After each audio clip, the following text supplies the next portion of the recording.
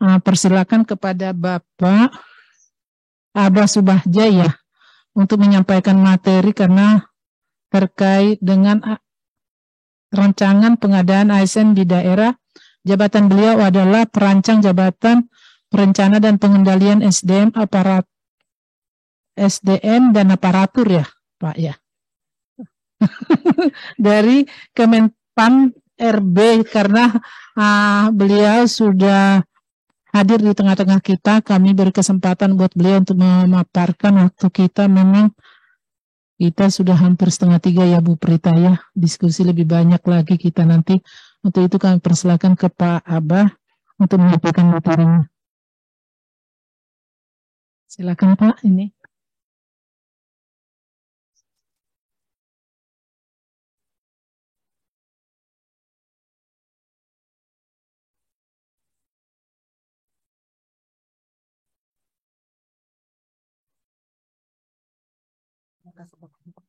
Izin juga Pak, mungkin Bapak belum tahu, adapun peserta kita dari dinas, karena ini udah hari kedua ya, angkatan kedua, jadi memang ada 20 provinsi ya Pak ya.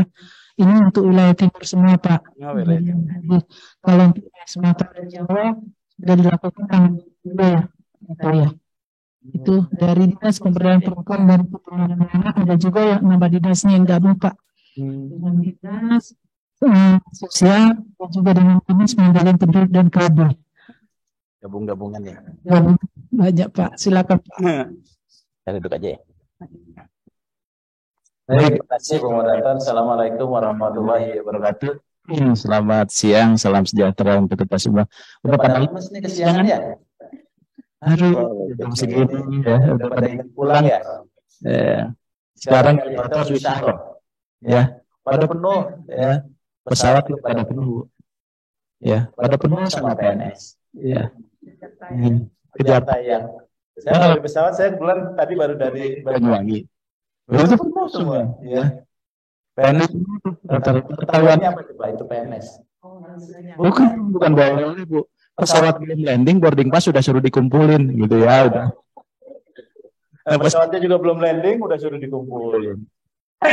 Ya itu tandanya PNS ya. Selamat datang Mbak Brita dan teman-teman sekalian. Saya nanti ingin cerita sekaligus juga teman-teman nanti akan melihat kira-kira sekaligus juga mempersiapkan bagaimana kalau ada adik-adiknya, anak-anaknya yang ikut seleksi untuk CASN tahun 2022 ini. Ya termasuk nanti mempersiapkan Bu tahun 2023. Karena animo orang untuk jadi ASN ini sekarang luar biasa ya, maksudnya apalagi di daerah. Ya, jadi luar biasa. Orang kayaknya kerja itu harus jadi ASN doang gitu ya. Jadi ya mungkin itu ya salah satu ketika ada COVID-19 yang hidupnya nggak terganggu ya PNS. Coba ada nggak PNS Pak Agus bangkrut karena COVID ya? PNS mana gitu? Nggak ada kan? PNS mana yang nggak bisa makan gitu? Nggak ada itu. Malah pada gemuk-gemuk tuh nambah gitu ya. Karena di rumah terus tambah makan ya. Makannya ya.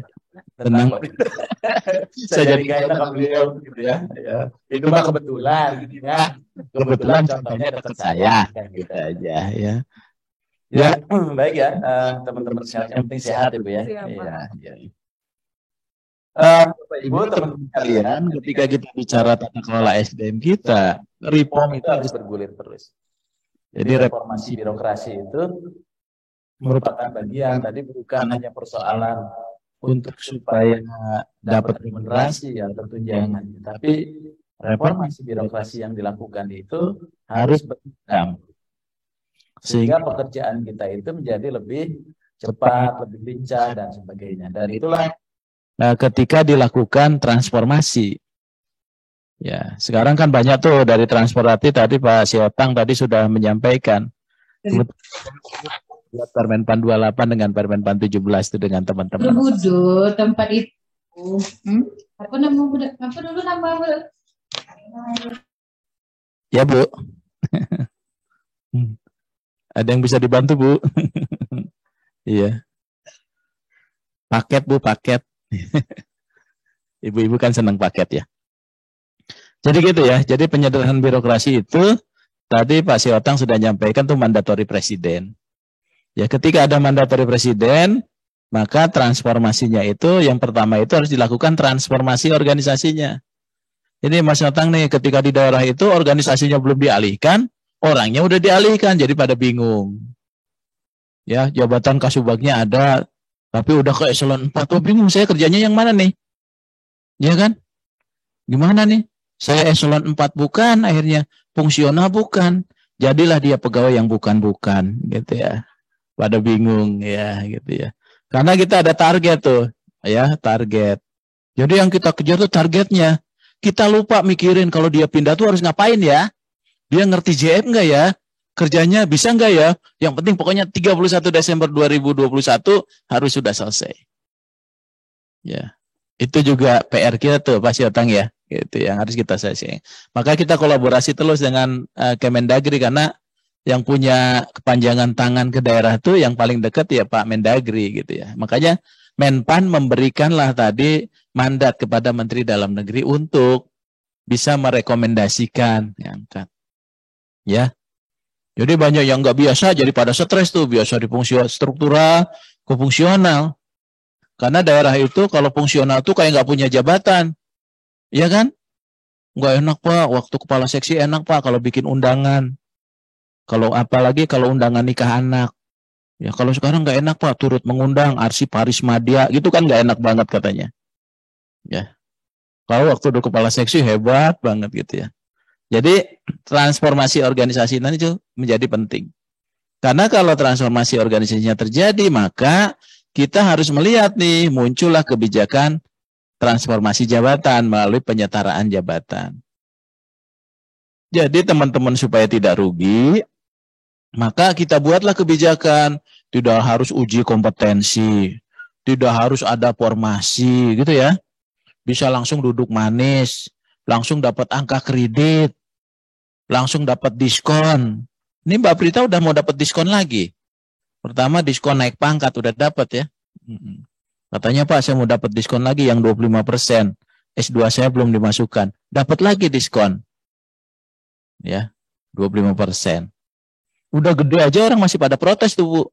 Pak bisa nggak Pak diskon untuk angka kreditnya 50 plus 20. Saya bilang emang Idul Fitri ya di Ramayana tuh. Ya ada yang suka ke Ramayana nih kayaknya. Ya. Enggak gitu ya. Itu sudah besar. Jadi kalau Mbak Brita tadi posisinya di 3D, punya S2, harusnya 100, dipotong 25, potong 25 gitu ya. Kalau 3D-nya sudah 2 tahun, dia bisa naik pangkat. Karena yang 50 sudah terpenuhi. Berarti dalam 1 tahun bisa terpenuhi. Berarti di tahun ketiga pasca dia di pangkat 3D. Gitu ya. Jadi nggak usah dipikirin, kayaknya penyetaraan KJF merana banget. Ada yang sampai sakit, ditanya sama dokter sakitnya apa? Ini dok, gara-gara penyetaraan gitu ya. Kata dokter nih penyetaraan penyakit apa gitu ya, di buka bukunya nggak ada ya. Jadi nggak usah terlalu dipikirkan. Tugas kita bekerja gitu ya. Tapi juga yang paling penting itu sudah dikasih fasilitas dan bahkan sekarang sudah ada Perpres 50 2022. Termasuk juknisnya, termasuk surat edaran Menpannya, supaya teman-teman itu tetap mendapatkan penghasilan yang sama. Jadi kalau sudah eselon 3-4, penghasilannya ke fungsional pun kalau belum ada tunjangannya, dapat tunjangan penghasilan yang sama. Gitu ya, jadi nggak ada masalah.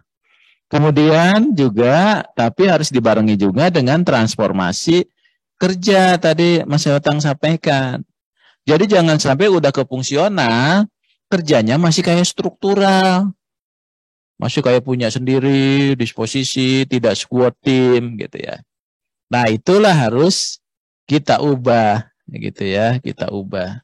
Jadi artinya bukan berarti bahwa proses itu tidak dilakukan perubahan-perubahan ke depan. Nah, itu juga penting ya, karena pasti kalau tanpa perubahan itu kita sama saja, nggak akan ada output yang jelas juga untuk sistem yang dibangun itu tadi. Jadi mekanisme kerjanya itu penting untuk dilakukan. Nah, kemudian nanti fasilitasi bagi teman-teman yang merasa jabatannya tidak cocok, ya, itu bisa diajukan ke Pak Siotang tuh, ya, ke Pak Mendagri melalui OTDA, penyesuaian JF ke JF namanya. Oh, ternyata di jabatan A-nya saya nggak cocok nih. Silakan diusulkan karena itu pun tidak melalui proses uji kompetensi. Jadi usulkan nanti ada rekomendasi dari Kemendagri, bisa pindah mumpung masih ada waktu ini 1,5 bulan lah ini. Ya. Nah, kalau ini kewenangannya itu kami berikan ke Kemendagri. Jadi Kemendagri dengan surat Kemendagri, teman-teman tidak harus ke instansi pembina. Tapi kalau lewat Desember 2022, itu harus uji kompetensi, harus ada formasi jabatan, dan belum tentu lulus. Ya kan? Yang kemarin penyetaraan juga kalau dites belum tentu lulus. Ayo ngaku. Gitu. Mbak Prita juga sama ya. Saya juga sama kalau dites pasti nggak lulus gitu ya. Dan disitunya mengikuti dan lulus uji kompetensi. Jadi harus mengikuti dan lulus. Kalau ikut doang nggak lulus. Lulus tapi nggak pernah ikut juga nggak lulus. Mengikuti dan lulus gitu ya.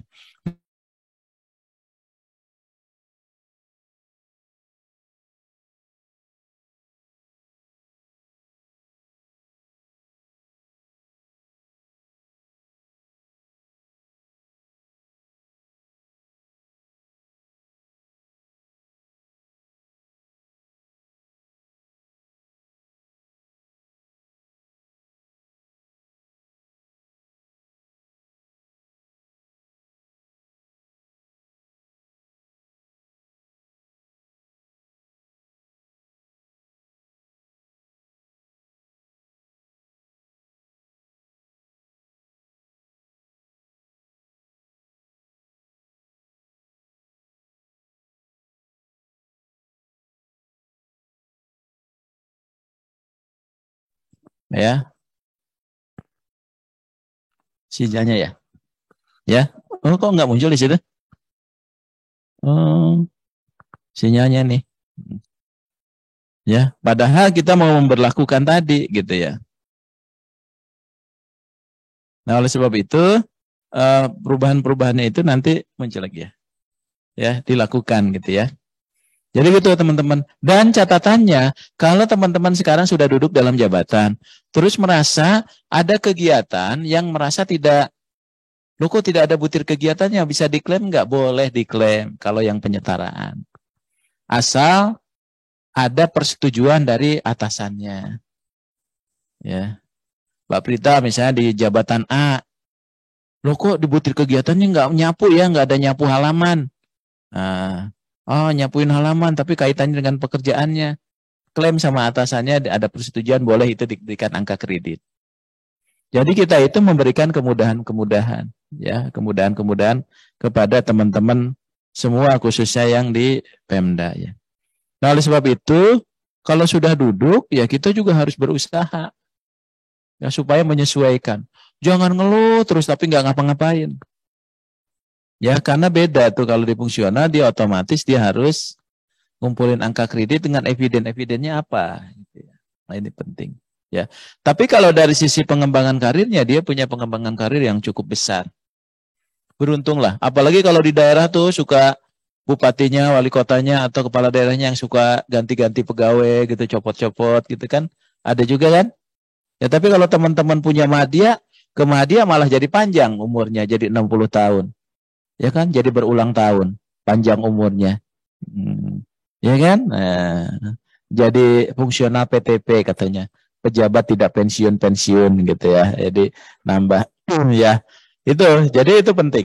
Nah, kemudian juga perkembangan teknologi yang harus diikuti juga. Karena kan sekarang ini perkembangan begitu cepat. Orang sering nanya, kenapa kok regulasinya Permendagri lah, Permenpan lah, pada baru berapa bulan, berapa tahun udah diubah. Karena memang dunianya berubah. Nah, itu juga penting. Jadi kita nggak bisa diam aja. Ya, dunianya berubah. Penguasaan teknologi. Dulu, Bapak Ibu, kalau di tol itu, kalau bayar tol ada orangnya nggak? Ada. Sekarang ada orangnya nggak? Nggak ada kan, nggak usah dicariin, itu emang nggak ada. Itu yang dicariin ke belakang-belakang ya. Karena apa? Karena teknologi, digitalisasi. Dulu kalau ngambil gaji ke bank semua, ya kan? Akhirnya bergeser lah, nggak. Sekarang nggak ada tuh orang yang antri di bank di dalam, di teller, ya.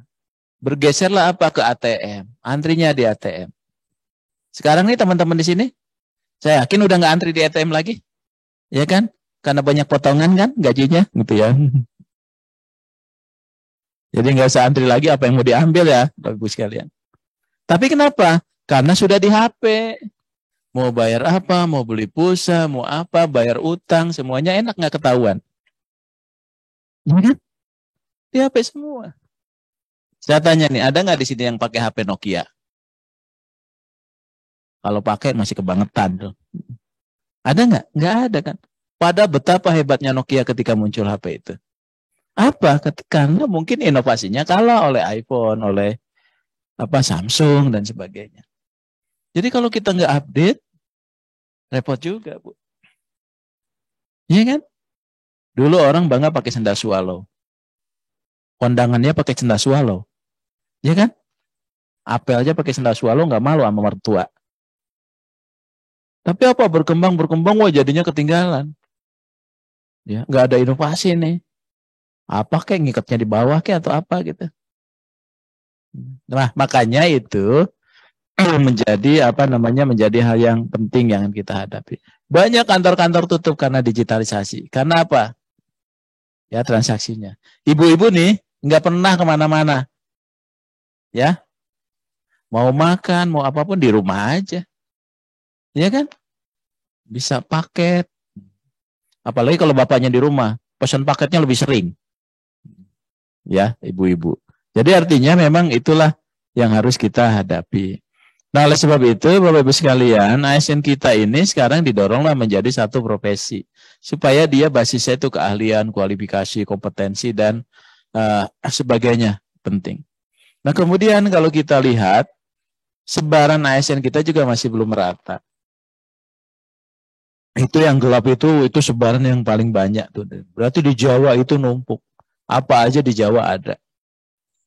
Dokternya banyak di sini, padahal di sana, habis di sana udah diterima pindah ke sini. Makanya nanti pola mutasi itu kita akan kunci dulu. Ya, supaya orang itu minta formasinya di situ tapi pindah. Ya, menjadi wilayah-wilayah tertentu ASEAN, ya. Nah, oleh sebab itu pemanfaatkan dalam sistem formasi kita itu pemanfaatan potensi daerah dengan SDM, kualifikasi SDM itu jadi penting. Ya, jangan sampai potensi wilayahnya tambang tapi banyak sarjana pertanian, sarjana pariwisata. Nah, kita nggak nyambung.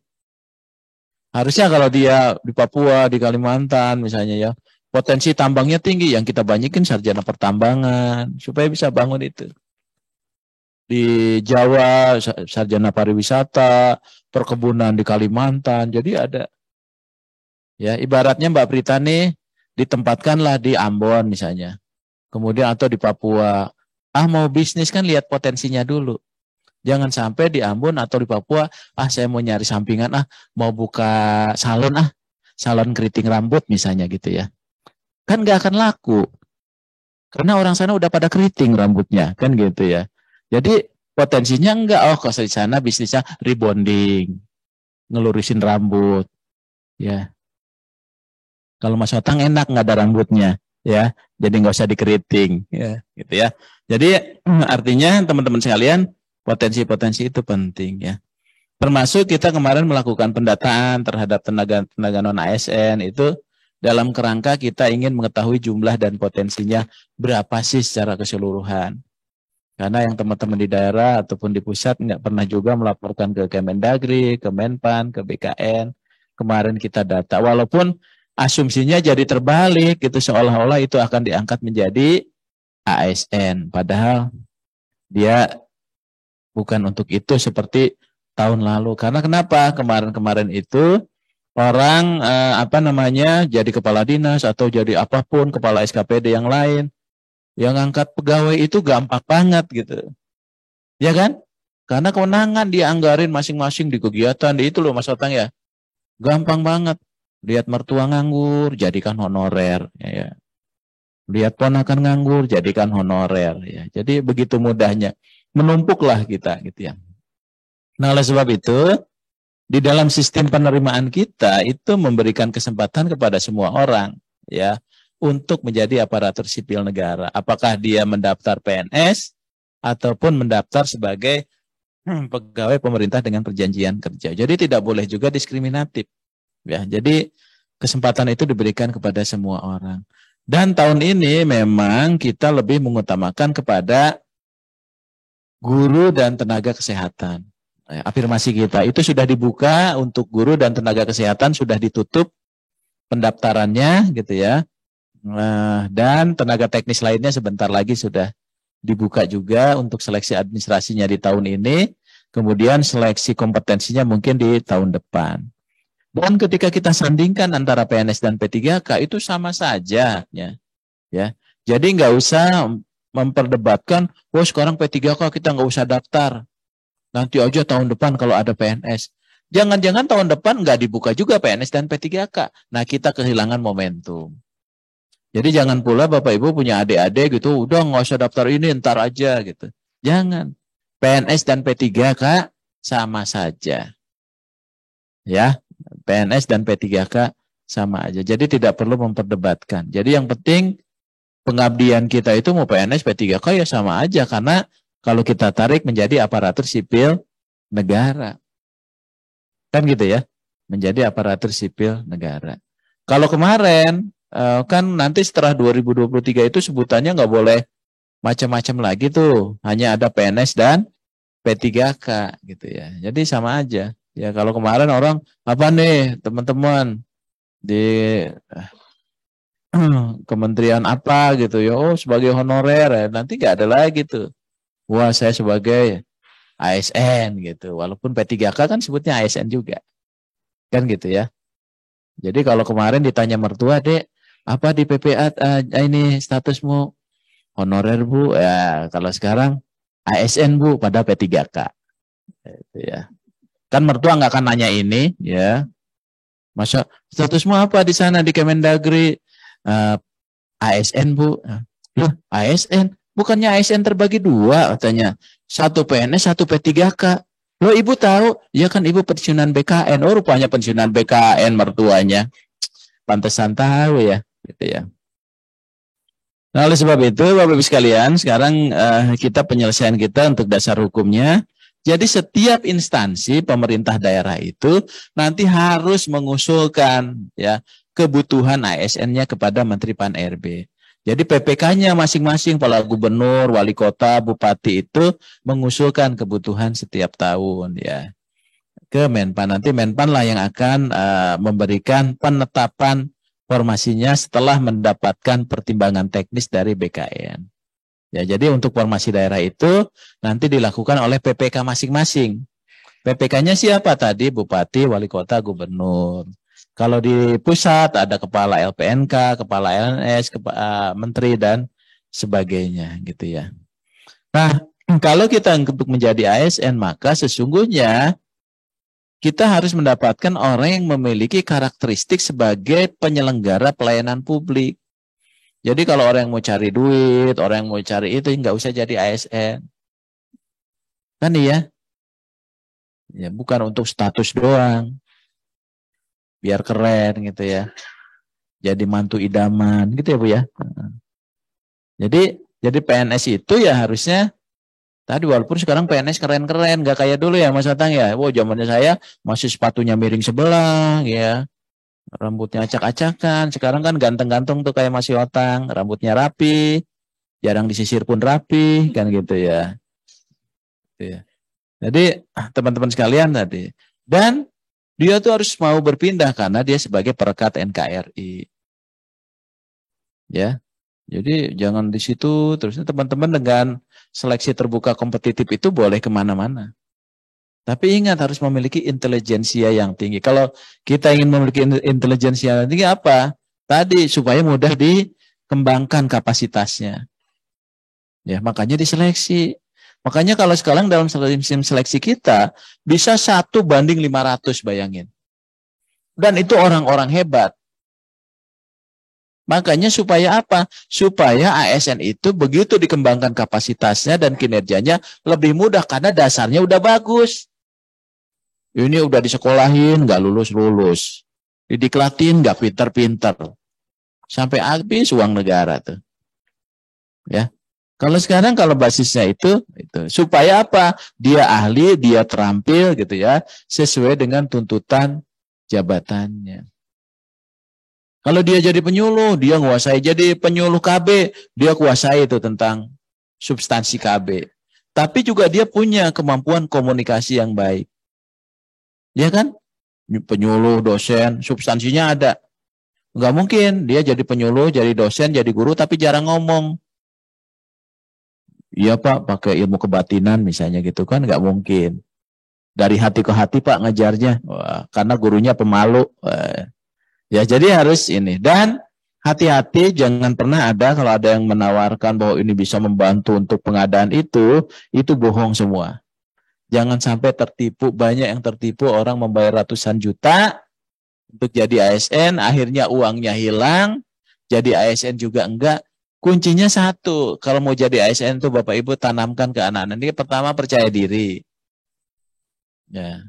Kedua belajar. Ketiga berdoa, udah. Modalnya itu aja. Berkompetisilah kita dengan baik. Jadi jangan pernah punya pikiran dulu, wah ini nih, ada Pak Abah nih di Menpan, bisa dibantu gitu. Bohong tuh. Saya kalau mau saya bohong-bohongin bisa tuh, orang pasti percaya. Tapi saya juga nggak bisa bantu. Saya bisa bantu tapi hanya bantu doa. Ya gitu ya, supaya jadi jangan pernah percaya, oh ngaku dari BKN, ngaku dari Kemendagri, ngaku dari Menpan, bisa membantu. Bohong. Jadi hati-hati ya, sudah banyak yang tertipu, Bu. Ada yang baru 200 juta, 300 juta. Segitu mending kita jualan. Kalau jualan kerupuk tuh suri mana tuh 300 juta. Suruhangan ini, ya, gitu. Ya. Udah habis waktunya. Oh, udah. Nah, kalau habis nggak apa-apa, jangan. Ya, ya. Jadi, nah oleh sebab itu nanti kalau ada yang seleksi itu, nanti seleksi kompetensi teknisnya yang harus dikuatkan, ya. Nanti tesnya itu ada kompetensi teknis, ada kompetensi manajerial, kompetensi sosial kultural dan wawancara. Semua diintegrasikan di dalam CAT, ya. Jadi CAT-nya BKN, ya CAT-nya BKN. Nah, oleh sebab itu, kalau teman-teman ini ada yang ikut seleksi, maka kalau kompetensi teknis itu, nilai keseluruhannya itu 450, dia lebih besar. Ya. Kompetensi teknis. Kompetensi teknis itu soalnya 90, tapi kalau menjawabnya salah atau tidak menjawab, itu dapat bobot 0, gitu ya. Tapi kalau menjawabnya benar, itu dapat 5. Ya. Nah, beda dengan kompetensi manajerial, sosial kultural, dan wawancara. Itu, manapun yang dijawab itu dapat nilai. Menjawab A dapat nilai, menjawab B dapat nilai, C dapat nilai. Jadi, ada nilai range 1 sampai 5 semuanya dapat nilai. Jadi, jangan sampai, oh malas nggak dijawab, ini susah. Jadi, kalau itu semuanya dapat nilai. Ya, jadi, tesnya itu hanya 130 menit gitu ya, 145 soal, keseluruhannya bobotnya itu 690. Anak-anak kemarin tuh nilainya 500, ya. Kemarin tuh tinggi-tinggi tuh. Yang sebelumnya itu 500 paling tinggi Mas Otang. Sekarang tinggi-tinggi tuh. Nilainya luar biasa tuh anak-anak sekarang. Karena sekarang kan orang baca buku, ikut bimbingan. Ya. Nggak apa-apa ikut bimbingan, diajarin gitu ya. Itu luar biasa tuh. Ya, jadi dari kompetensi ini, termasuk wawancara itu bukan wawancara langsung, tapi dia menjawab soal di wawancara itu. Makanya lebih kepada persepsi. Persepsi kita lebih mendekati nilai 4, nilai 3, makanya semuanya ada nilainya. Gitu loh Bu. Semuanya ada nilainya. Ya.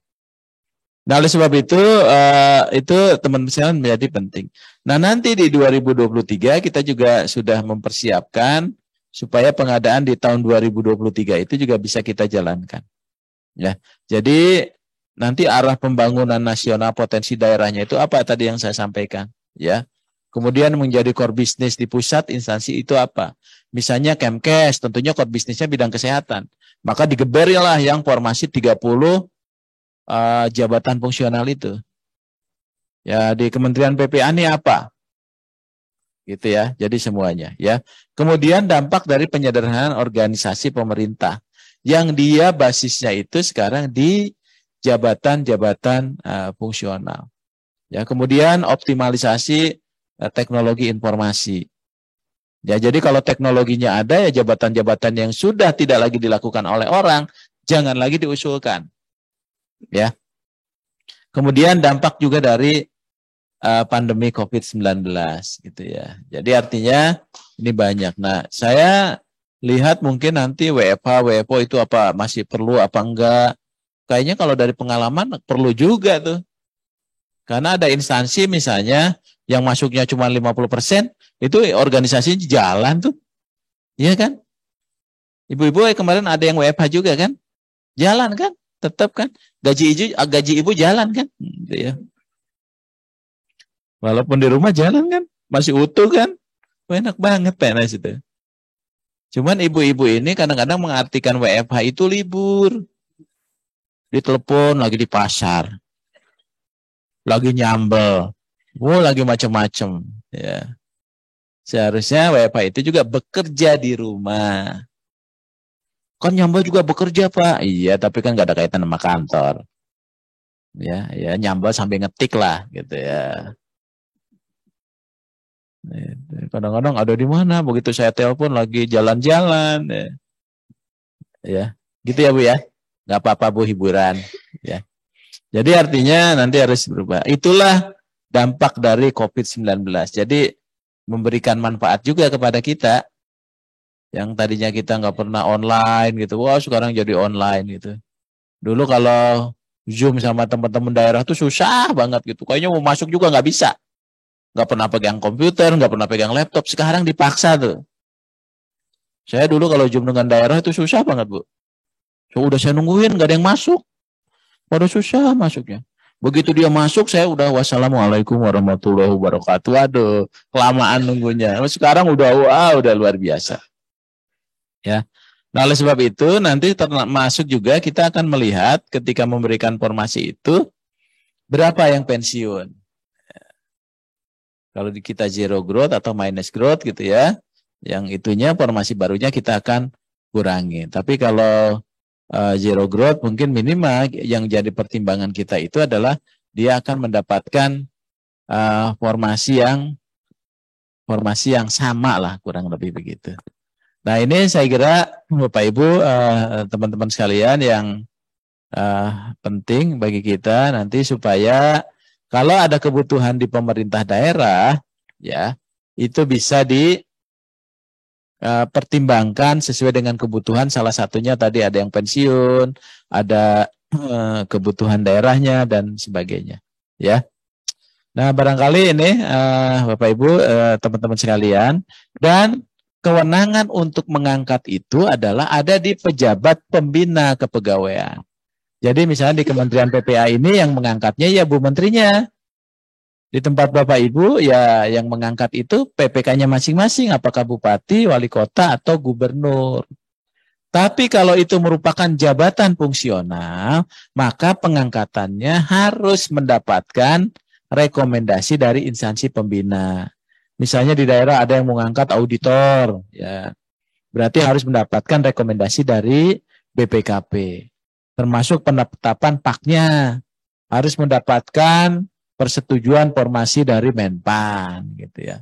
Harus mendapatkan pertek dari BKN kalau memang jabatannya itu adalah jabatan yang pimpinan jabatan fungsional ahli utama dan sebagainya.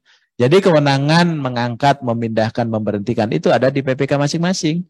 Jadi kalau misalnya di sini akan ngangkat apa Bu, JF apa? Analis kebijakan, ya itu kan boleh juga sendiri nanti dapat rekomendasi dari LAN gitu ya. Jadi semuanya itu kembali kepada PPK gitu ya.